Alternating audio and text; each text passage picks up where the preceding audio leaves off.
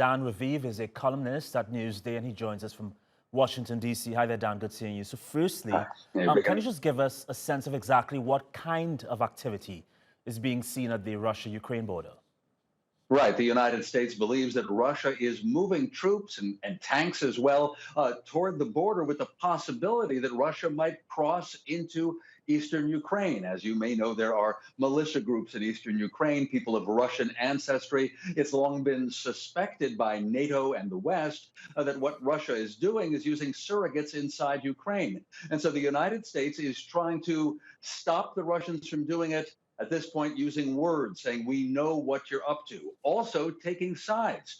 Whereas, well, let's say Donald Trump, who was president here until January 20th, might have been more forgiving toward the Russians, taking a wait and see attitude. The Biden administration feels it's being tested, and so it vows to work with the NATO alliance and be tough. Regan?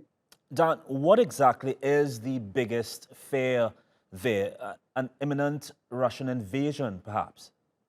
That's right, that Russia, in fact, will come up with something of an excuse. What Peskov, you saw him at the end of that report, what Peskov, the spokesman for the Putin government, has been saying in Moscow is that there is the possibility of civil war erupting inside Ukraine. And according to Peskov, meaning the Kremlin, that would be a danger to Russia, and that's why Russia is moving its troops to the border. And so, yes, the United States and NATO suspect that the Russians could use this as an excuse to actually invade Ukraine, keeping in mind that 7 years ago, Russia absolutely captured Crimea, part of Ukraine, something that Western countries have never recognized. Of course, the fear Russia reportedly has is that Ukraine finally becomes a member of the NATO alliance. Dan, do you think it benefits Russia to keep that region unstable? It benefits Russia to keep that region afraid of Russia. That's what I think is largely going on. Also, a lot of analysts here in Washington feel that Vladimir Putin wants to distract the world from some of his own troubles, including the imprisoned dissident, Mr. Navalny.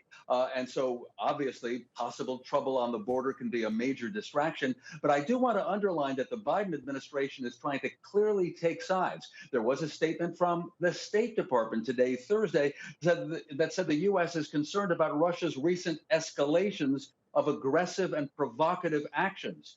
So it is not the U.S. just observing, but clearly saying it's on Ukraine's side in this. All right, Dan, appreciate your time. Thank you for that.